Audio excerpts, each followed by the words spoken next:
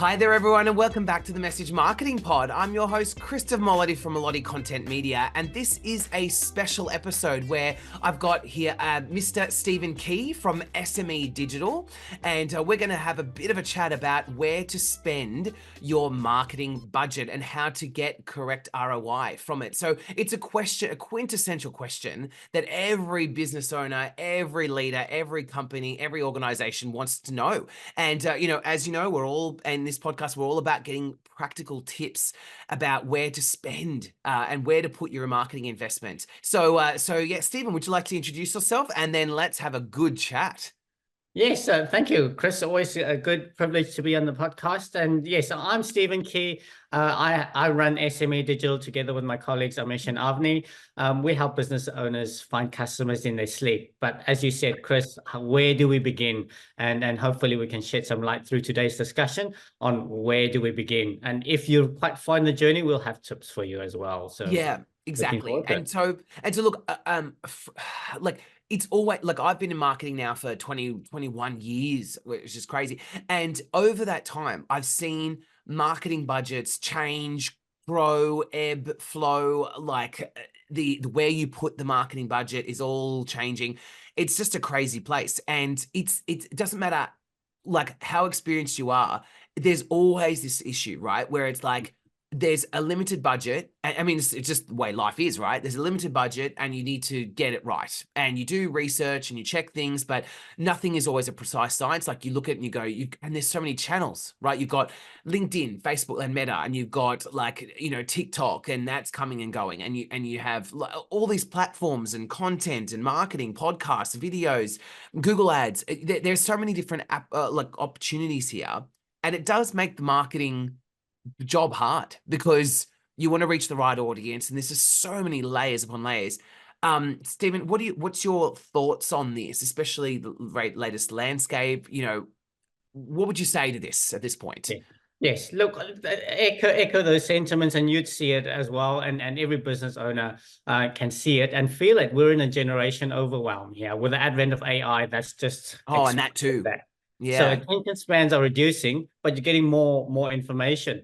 And I always ask my prospects and my clients, advise them, take a step back and begin with the end in mind. Why are you doing marketing? At the end of the day, why do you want to rank one for a search keyword? It's because I want to put food on the table. I want to generate business. How do I do that? I want to deliver value to my clients. So we help our clients send that message in a way that gets a high ROI. So begin with the end in mind. How much do you want to grow by? And then once we've got that figure, what's the best medium? It might not necessarily be SEO. It might be SEO, but at least start with the end and then we'll backwards. I think, Stephen, that's a great thing. I know it's a fundamental and a 101, but I agree. I think that I have a marketing team and I work with a lot of marketing teams. And I think it gets overlooked a lot, is what are we going for? And I always say, gravitate around your business plan, like check in with your business plan. Doesn't matter where you're up to in the year. Like we do this every 90 days, right? And we say, what was our business plan? And we go, right, it was our goal to do this, to expand, to change, to grow, to reposition, all these kind of things, right? And then what I do is I then take a step towards the marketing plan and I go, what are we doing in response to those business goals? And because that's what, like literally, I don't know how you do it, Stephen, but for me, and the way I've always been taught and the way I've always executed is, it's like, if we want to do something for the business, then marketing has to have an equal strategy. So for instance, if we want to get a certain amount of inquiries and conversions every month, it's like, what do we need to invest in marketing in order to do that? So, and my marketing team will say, right, we're getting Chris to present at this conference. We're attending this kind of meeting. We're launching these kind of landing pages with this kind of, and so it's always response, like call and response from the business plan. And that's how I look at it, right? And then every 90 days we reassess, okay, the newsletter's not working as well. Why? Do we need to reinvest somewhere? How do you do it, Stephen? So very similar. I think that's why whenever we have one-to-one meetings, it's so efficient because we think we're like-minded. And I think we always stick to first principles. So how we treat our clients is the same. Let's map out the plan. 90 days. We use the word quarterly, which is 90 days. And then from there, test and measure. Are you getting is it working? If it's working, let's double down. If it's not quite there yet, let's recalibrate and try again. It's the same thing with the military, right? You've got the Air Force, you've got the ground force, and you've got the Navy, and they have plans and they map out all the different scenarios. Marketing is no different, and we take that approach as well. And that's how we get success for our clients. I love that, Stephen. Like, and I think so for everyone listening, everyone, and Stephen, you even said this. You said it. Everyone's at different stages, right? I think if you've never done marketing before, for all those listeners, the time is to put your marketing plan together. Sorry, your business plan first. And so that's what I would always say is make sure that you've got, and it doesn't have to be complicated. It just needs to be like 3 to 5 goals. What you want to do, what do you want to do from a business perspective? You know, do you want to grow, expand, change, like launch a new product, whatever it is that you want to do as a business? Then, like Stephen and I were saying, is then make sure that your marketing plan, your tactics are all about achieving those goals. And if for some people that are further along the line, I mean, Stephen, you're actually in the digital marketing world a lot like I am, and we're in sort of different sides of the field. But what for someone that's already well into it and going, oh my God, like, you know, it's tough at the moment. There's a lot of different things going on and I've got a limited budget. I need to make it punch. What is it that you kind of do in this situation? So we get to hear about the plans, and then from there we want to assess based on our experience and what we're seeing in our book of clients to advise. So if you take let's take any name a profession. Let's say dentists. Dentists. Okay, dentists, look, what a great niche. They hardly have to think about finding customers because customer retention is so high. Yeah. But take Lane Cove. I live in Lane Cove. How many dentists are there within a 500 square meters? Probably 6 12 or more. 12, yeah. That's it, exactly. Like I was plucking it, but like I know exactly. it's usually a high density. Pretty much. Yeah. Very, very high. And we're talking about that. So for a new dentist or an incumbent, you know, people grow up, people migrate. I know a family that just migrated. How are you going to replace that income? And the lifetime value is X many dollars, probably in the 5 figures if you take the lifetime value. So marketing is very important. Okay, so I want to grow. I want to find 5 new customers this year. That's all I need. I'm established. I got a good book, and begin the conversation from that. Okay, so let's work on avenues. So the next step is, okay, how are we going to get those 5 customers? Yep, and I agree. And I think that's well, it's like, but then how do you decide? Like after that, how do you go, right? I've got my, I don't know, I'm $10,000, $20,000, $40,000, whatever it is, marketing budget that you've got. How do you then go, okay, so I've got my goal is those 5 customers. How do I respond to that? Is it like I mean, besides going to a marketing professional like us, is it, you know, do you sort of go, well, let's try local Google ads. Let's try local Facebook ads. Let's try creating a landing page. You know, is it that, how do they approach that? Yeah. So that's where we're in an age where there's overwhelm. But the good thing of age of overwhelm is data is the new oil. Right? Yeah. Data is the new oil. So what do you know about your customers and customer avatar? How well is your website working? Are people landing on it and bouncing off? You start. So there's some DIY tips that we can talk about that you can start and make that informed decision. Oh, I think my website looks beautiful. Have you looked at the statistics? And see whether it's performing? There's one thing having a beautiful looking website, and then is it converting traffic? Amen. And that's what I think it is, right? Is what it comes down to is data. That's exactly what we do at our agency and with our clients is we look at a lot of the data and we say, and look, as much as we try our best to get things perfect, but humans are unpredictable, right? Our customers are unpredictable. You can do all the research and all the preemptive questionnaires and things that you want. When you launch something, they might not respond to it. But the objective of a marketer is to not just go, oh, well, we'll just push through. Like the objective, like you said, Stephen, is to look at the data and go, what do I need to do to correctly adapt? And that's what we do. We always sit there and go, all right, LinkedIn for us hasn't worked in this particular niche. So what we're going to do is we're going to switch up this and try and reinvest it somewhere else. So that's what it comes down to, is making sure that we're adapting. I think adaptation is the biggest takeaway from this, is because you have a limited budget. We have so many different opportunities with so many different channels and so many different approaches. And the idea is making sure that you are adapting, right? And looking at the data. Would you agree, Stephen?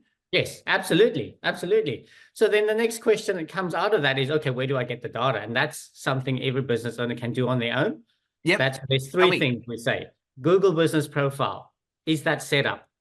That's Yep. collecting data. You don't have to understand the data. As long as it's there, if you need to seek a professional advice, at least it's there. Next thing, Google Analytics. Mm-hmm. That's where it measures where all your traffic's coming from. Or Lane Cove, overseas, whatever, any business. But going back to the dentist, how long are they standing? Are they returning?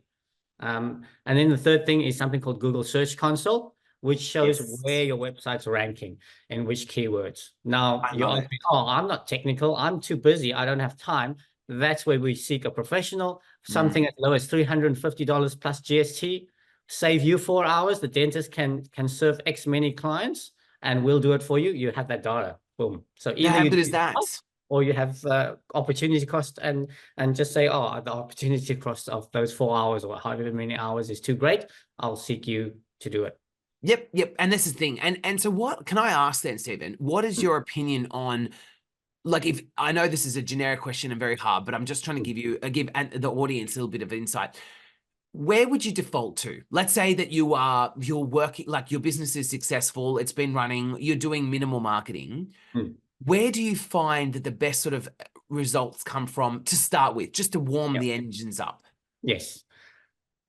Referral marketing, word of mouth referrals, start there, right? Oh, I'm Yeah. a dentist. I don't have time. I've exhausted that. Then you go into the next question. So it's creating those breadcrumbs, follow them. So basic answer, where to start? Referral based networking, Yep. definitely. Yeah, and I agree. Like I'm part of pretty much every networking system in Sydney. Where do you find time to sleep? Right, I don't. That's the thing.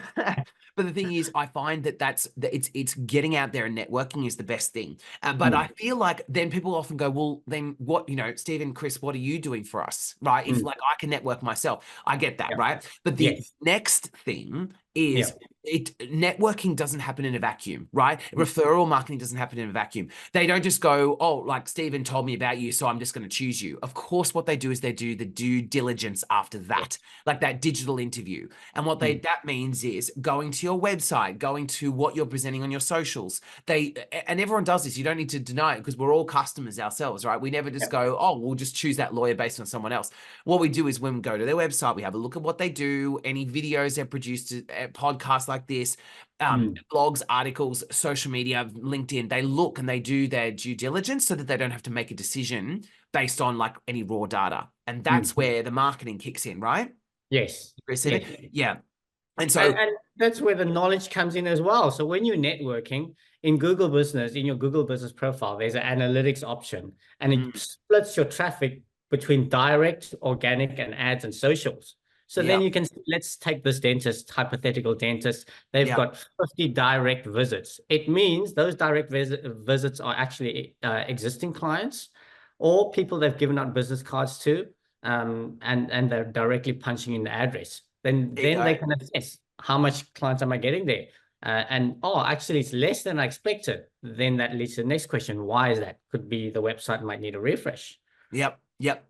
And I think, can I just say to everyone, I think the main key takeaway, besides all of what we've talked about, is business is hard. Marketing is hard, right? Mm. Like I wish like no more people don't say this, right? But a lot of people go, oh, let me show you how to do it in 5 steps.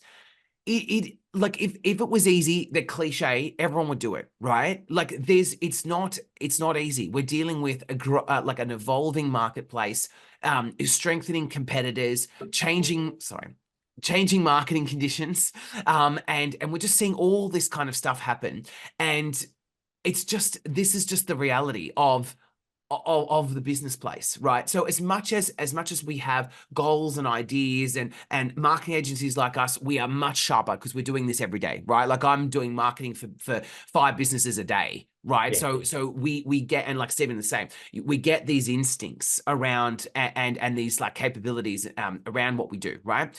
But in the end, it is a tricky situation, right? And so businesses that sit there go, oh, I just want results. It takes work, it takes investment, it takes time, it takes expertise and experience, because humans are unpredictable and the market is unpredictable, and we always have economic fluctuations, and it just is what it is. I mean, Stephen, what do you think? Yeah, absolutely. 100% agree. And there's a risk of over engineering my message because I come from a finance background, but let me Yeah, have a go. yeah, The go for it. reason why a business is a separate entity from the person, in the same way that a sick person goes to the doctor and the doctor might refer them on to a heart specialist, an eye specialist, Yeah, yeah, marketing's no different for a business. If your business revenue is suffering, that's a sick business. yeah, Where do you go to? You first go to a generalist, online marketing strategist, and then they'll refer you to their panelists of experts. If yeah. content and media is important, they'll refer you to you. If organic search is important, you need to find that someone that you know, like, and trust that'll Yeah. refer you to a company like us that can help you. And that's it. And I agree. I agree. So look, for the audience, thank you for watching. Thank you for listening. Look, main takeaways for me would be just to say, marketing is tough, but it is worth it, right? But there are a lot of options and you need to use the data. It needs to be answering your business plan, okay? If you find that you're doing marketing for marketing's sake, you're always going to be behind the eight ball, because what's happening is you're gambling with your dollars. You're gambling with your budget. Whereas if you have a strong business plan and you go, these are the things I want to achieve from the business, this is how I'm going to do it with marketing. And then you look at your options, weigh up your, different alternatives, and then use the data to empower your decisions, that you're already ahead, right? Then use data to assess every 90 days. I think that's the main sort of takeaway from that, Stephen. What do you think? That's exactly 100%. I couldn't have said it better, Chris. Start with the data, start measuring the data. If you haven't started, start measuring and have those conversations. If you're quite far in, have that data and seek an expert if you're time poor to do that. I love it. Well, thank you, Stephen Kee. We've got Stephen from SME Digital, and to contact him, he's fantastic. I'll put his details in the comments. But it'll be great to connect. But thank you, Stephen, for joining us. I think your insights were great. Yeah, thank you everyone for listening and watching to this episode of the Message Marketing Pod. I'm your host, Christopher Melotti from Melotti Content Media, and subscribe. And I will see you in the next episode. Thank you.